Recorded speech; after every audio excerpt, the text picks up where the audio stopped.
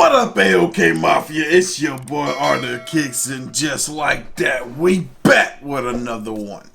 Alright, y'all, this is the video before the video. Y'all know tonight I said I was going to do a live stream. I said I was going to do it like last week, but things came up. But hey, tonight I'm going to actually attempt to do a live stream where I show you guys how you can edit ghostesses into videos. That means I have work to do right after this video because I got to film content to edit for tonight's live stream. So, hey, I didn't think this all the way through. I mean, I thought about it last time, but I needed to do it, and now I got to do it. So I got to get through this video, and then I think I'm going to do another video for the second channel. Yeah, it's a busy week. It's a very, very busy week for you, boy. Then I got a phone call in about 2 hours with another fellow content creator. Let's get through this video. All right, y'all. This is alarming videos that are leaving viewers on edge. Hope nobody's on the edge right now. Hope all of y'all are doing well. You know, because this video might put us on the edge. Let's find out. Shout out to Slap Ham. Link will be down in the description box below. Let's go.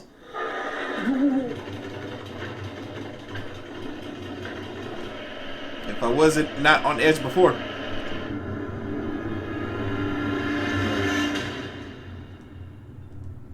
Hello. How you doing? I'm Callan, and this is Slap Ham. Today we're looking at some scary mysteries that have left historians baffled. So strap yourself in, hit that subscribe button, and get ready for more creepy content. Just like this.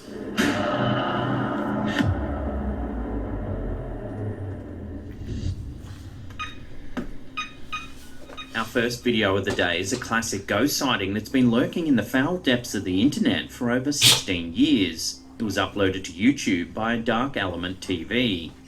In June 2006, a family living near the old and infamous Dudleytown in Connecticut had, on numerous occasions, spotted a strange shadowy figure skulking in the woods behind their home. For years, the area has been plagued with paranormal tales of witchcraft, murder, and demonic rituals. The family were familiar with the legends, so they had their camera on the ready. Then, on June 17th, they spotted something moving in the woods. This is what they got on camera. First, we can hear panic in a man's voice as he rings someone on the phone. Hi, it's me again. I'm just calling just to let you know. I've seen that thing again in the backyard. I've got the camera on. I'm trying to capture it.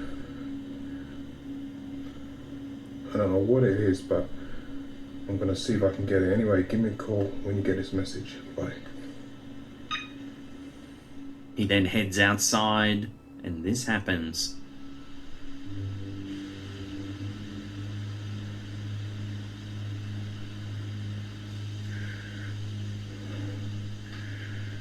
No. What is that? What? No way. It can be hard to see at first, but if we brighten the image and slow it down, you can see a dark figure moving through the trees.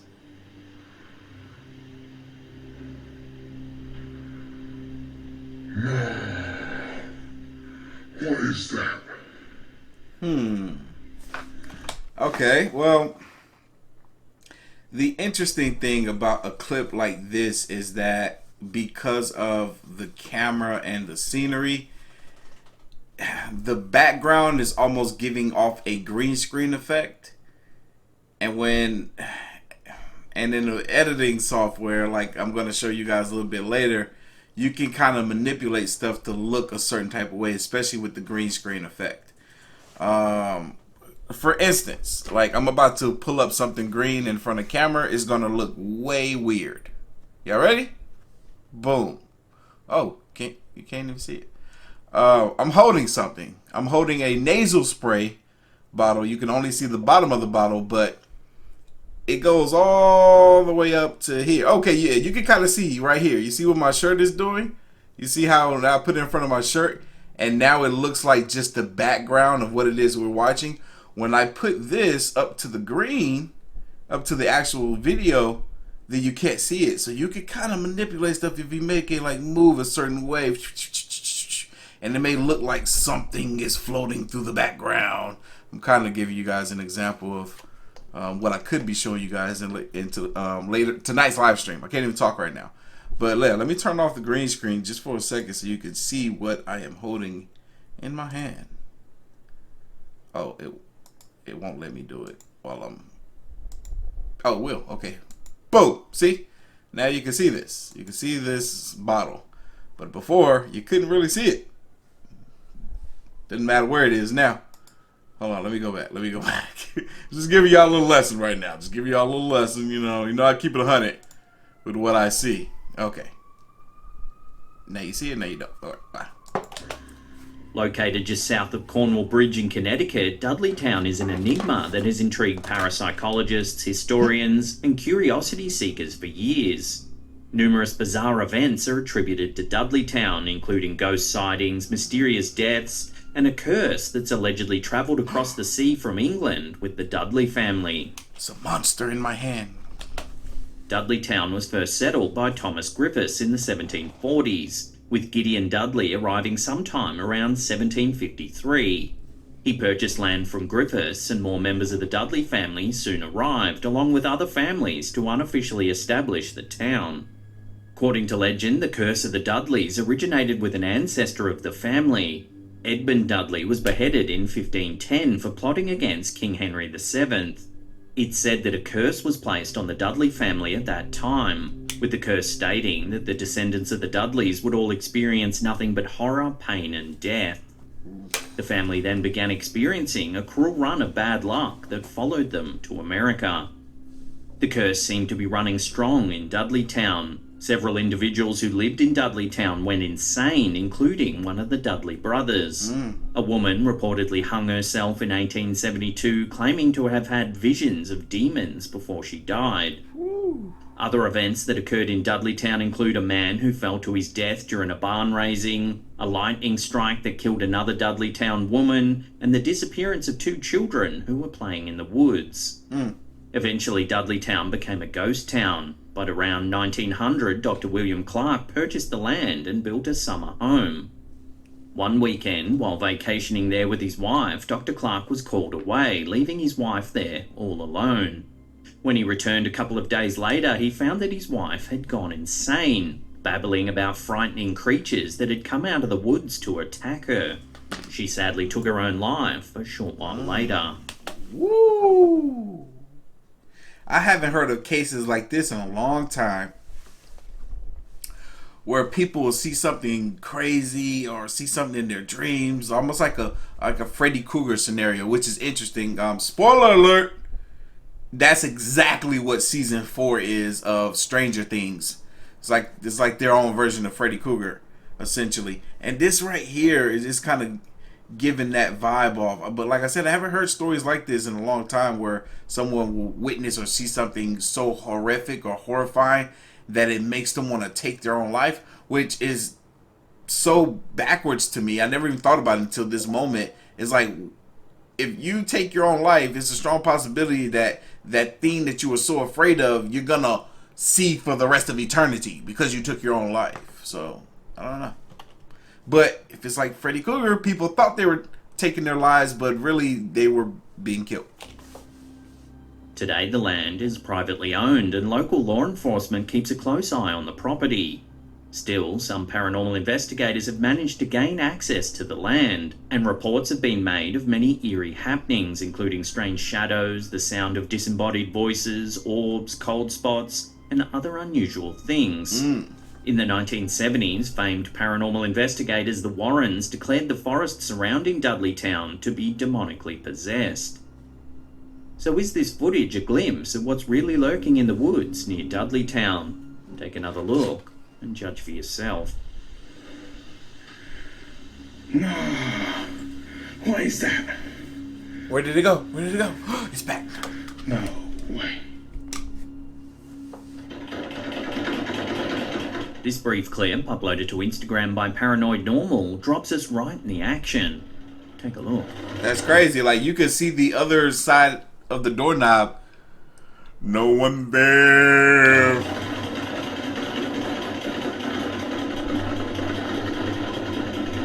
And that thing moving though, moving quick. How is it? There, it could be, and I could be wrong, but it could be. Let's pretend like this is the doorknob, right? there, or like that. Let's like that, right? That's the actual knob itself.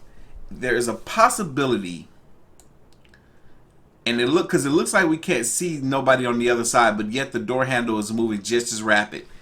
Could be somebody is on the other side and they're holding it like this with their two fingers, index and middle, and they're wiggling right there at the lowest point by the frame of the door, so that you really can't see what they're doing. Possibility. Can't rule it out. Or it could be a ghost.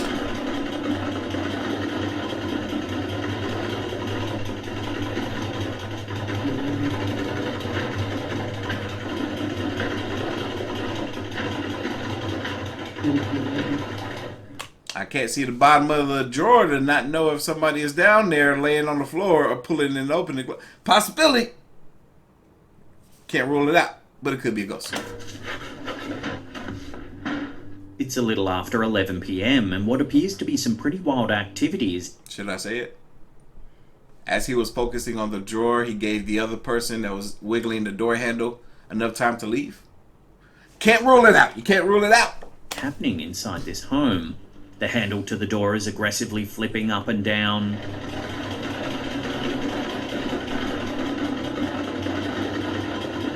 And drawers begin moving in their shelves.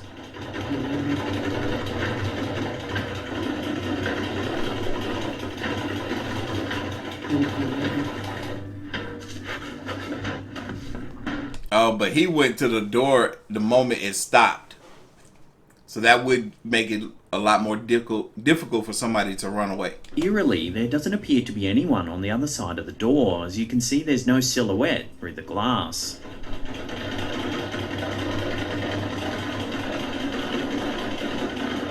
A lot of commenters on this clip were concerned for the camera holder's safety and suggest he get out of there as quickly as possible. Unfortunately, the clip is far too brief to know exactly what's going on here, and it's not known where or when it was filmed. So, unless more information surfaces, this bizarre little clip will have to remain a mystery.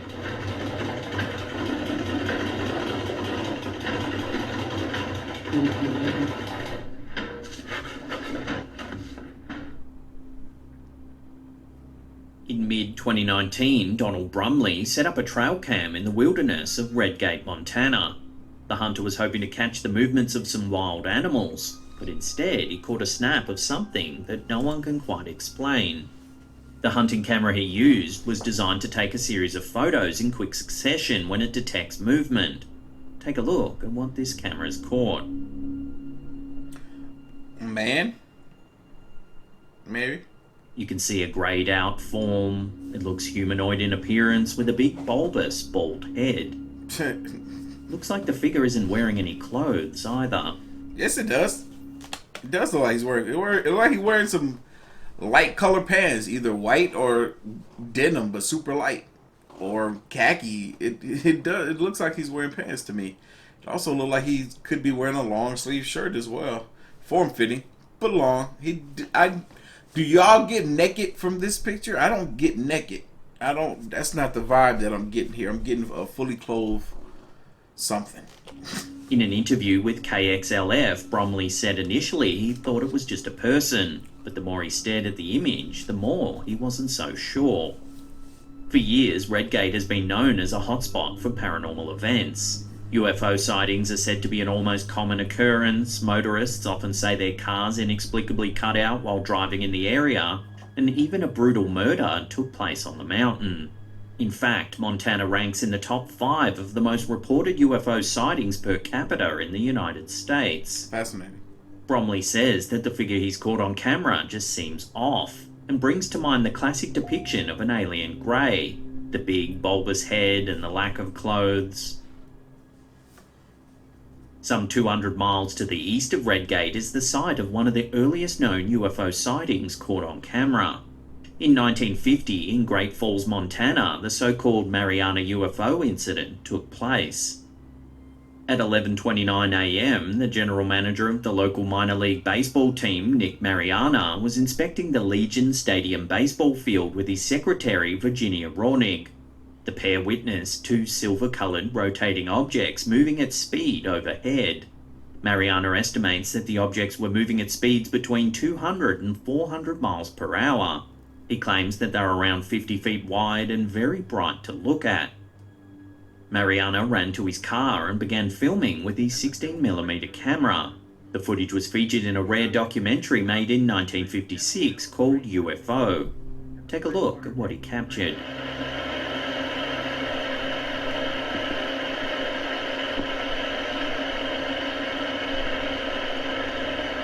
In an interview later conducted by the US Air Force, Mariana describes what he saw. As I looked up, I saw two silvery objects moving swiftly out of the northwest. They appeared to be moving directly south.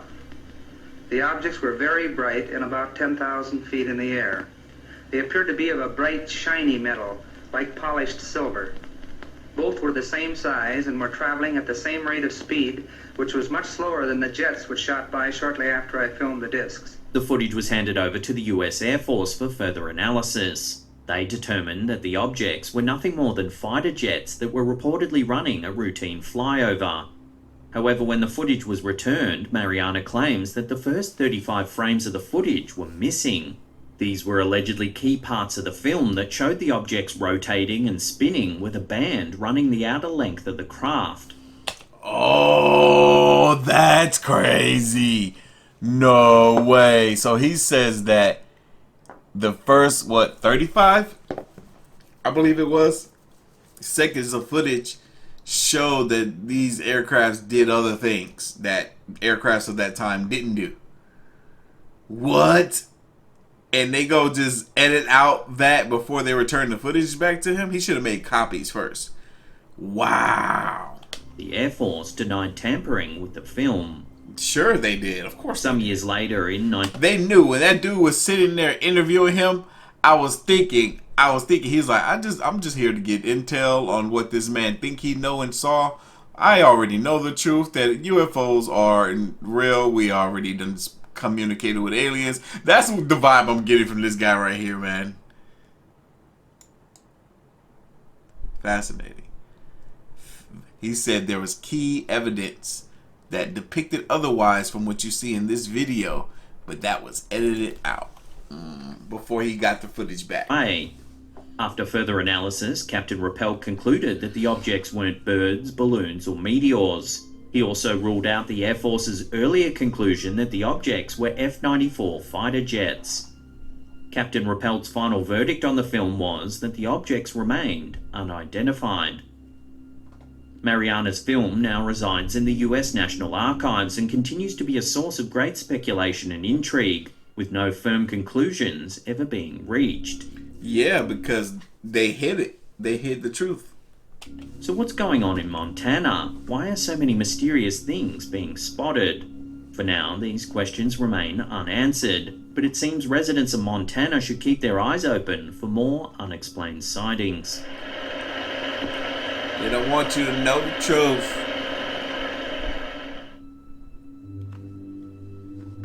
It's not known where or when this clip was filmed, but it's clear the camera holder has spotted something bizarre in the night sky. The video was uploaded to Instagram by Unanswered Universe. Take a look. Does it seem normal to anyone else? No, not at all. That looks amazing though. Like, wow. Shoot. Like, wow. Wish I was there to witness that. As you can see, a pulsing orb of light is hovering in the sky. I would film it live for Instagram. Like, y'all see this? I know there are people be getting scared. Oh my God! It's the end of the world! Oh, I don't think it's the end, but it might be a new beginning. Oh, shoot. Passing clouds obscure whatever it is. Yo, it looks like Oh, shoot. a turbo. Naturally, a lot of people said this is nothing more than a choice piece of CGI. However, a few people said that they too had seen something similar hovering in the skies near their homes. Yo, it's funny when like a bunch of people come out and say, "Yep, that's clearly fake." Like, it's CGI. I mean, this is very simple to do in freaking Adobe Premiere. Yeah, blah blah blah. And then it's funny that there's other people that come out and be like, "Oh, I saw this too." Like, you liar, you ain't see that. Yo. Not too long ago. Quite a few viewers suggested it could be an example of Project Bluebeam, a fringe conspiracy theory popularized by journalist Sergei Monast. In 1994, Monast published a paper that suggested that NASA and the United Nations were ringing in a new world order, with the Antichrist as its figurehead. What I say, a new beginning. Monast claims they'll usher in a false second coming of Christ using advanced holographic technology projected in the sky. That actually is crazy to think. If they got some type of technology where they can project Jesus Christ into the sky and just use some massive speakers to like try to communicate with a area of people and just like trip them out, like this instance right here. Like if they were to make Christ come into the sky and put like 10 of the biggest, 20 of the biggest speakers that they could on top of this building, and there was a lot of people in this parking lot just listening, that would be crazy. Throw this one out to you, the viewers. What do you think? CGI, the second coming of Christ, or something else entirely? Let me know your thoughts down below. I'm gonna go with CGI. Oh shoot. That dude pre-planned that video. Like he knew that he could make something look like something was in the sky. He just had to go out one night and just film the sky. And y'all, this is speculations. That could be a legit video. Security guards working the night shift at a school in Argentina have encountered something that they can't quite explain. In August 2016, school number 179 near Valle del Pino was the site of some eerie activity. The footage, which was uploaded to YouTube by Diego Sebastian, begins with the two guards hearing things late at night, long after staff and students have gone home. There's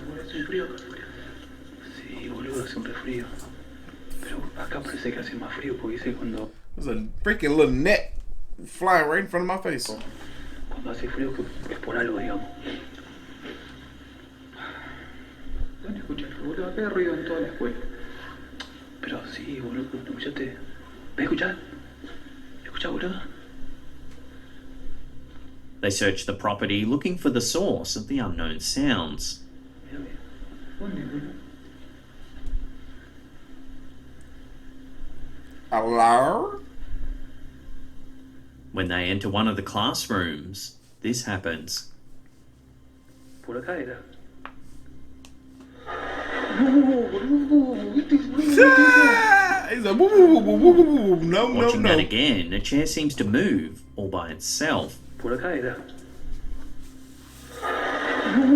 The two guards run away in fear and the clip abruptly ends. Aguanta, boludo, aguanta.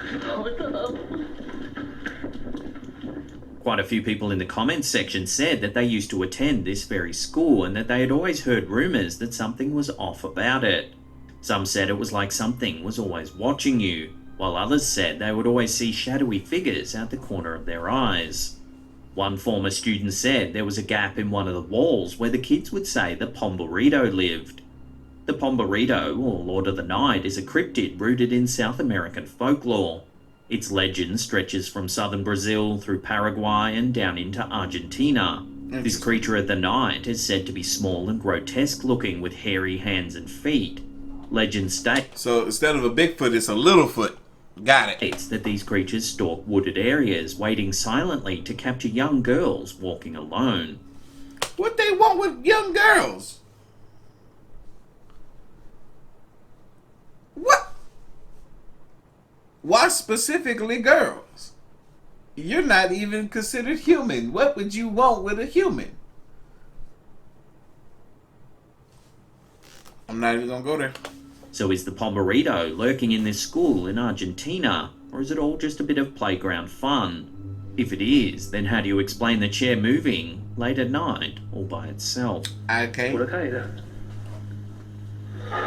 No, boludo. ¿Viste eso? Ah, boludo.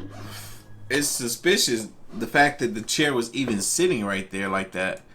Like, all the other chairs are underneath the desk, but this one isn't. Just pulled out in the middle of the aisle like that. Interesting. Very interesting. Security footage captured in a nursing home. Remember to hit that subscribe button, tickle that little bell icon there, and turn on all channel notifications. That way you'll be in the loop every time we drop our scary and creepy videos. Hit it! Back in 2008, an aged care facility known as Norton Hall was home to a rather mysterious set of events. The nursing home... Ghost cat. Is this the cat that it would be in the rooms of the people, and then after the cat would leave, that person would die? Because that was a very fascinating story. It was like the cat knew who was about to die next. Which operates in a historic building in Worcester, England, began to experience something strange. Staff and residents began to report the sound of a cat roaming the halls at night time. Meows and scratching could be heard at all hours of the night. It's different. Confused, the caretaker searched the property but could find no evidence of a cat at all. Yet, the sounds persisted. Eventually, the facility set up a camera in the main hallway to try and catch any sight of this alleged feline. This is the footage they captured. Meow. Gotcha, scared you hot. I saw that. Oh look, it's transparent. I can show y'all how to make this. I'm gonna show y'all tonight how you can fake something like this. Okay. A transparent cat walks past the camera. I can show you how to do it. What time is it? Probably gonna be like... The night this footage was captured, a resident by the name of Martha Mildred Jones, who was aged 99, passed away in her sleep. Jones used to run a cat shelter in her younger years and absolutely adored cats. Interesting. But yeah, it's probably gonna be probably around 8 or 9 when I make that live. Strangely, the caretaker said that there were no more reports of cat sounds at Norton Hall from that night onwards. Naturally, a lot of people in the comments found the story a little too convenient, but the majority of viewers thought it was genuine and believed that the cat's spirit helped Jones to pass over. That precisely, it is. That's what I was thinking too. That is a little too convenient that the cat noise went away after the cat lady passed away. Very. So is this ghost story put together just for a bit of fun? Or are we witnessing some genuine paranormal activity? Probably for a bit of fun. Let me know where you land on this in the comments section down below. I'm going towards the bit of fun. But anyway, y'all, we made it to the end of this video. Shout out to Slap Ham. I'm going to have a link to the original down in the description box below. If you haven't already, make sure you hit that like button. And I'm going to catch y'all in the next one. Y'all be safe. See ya.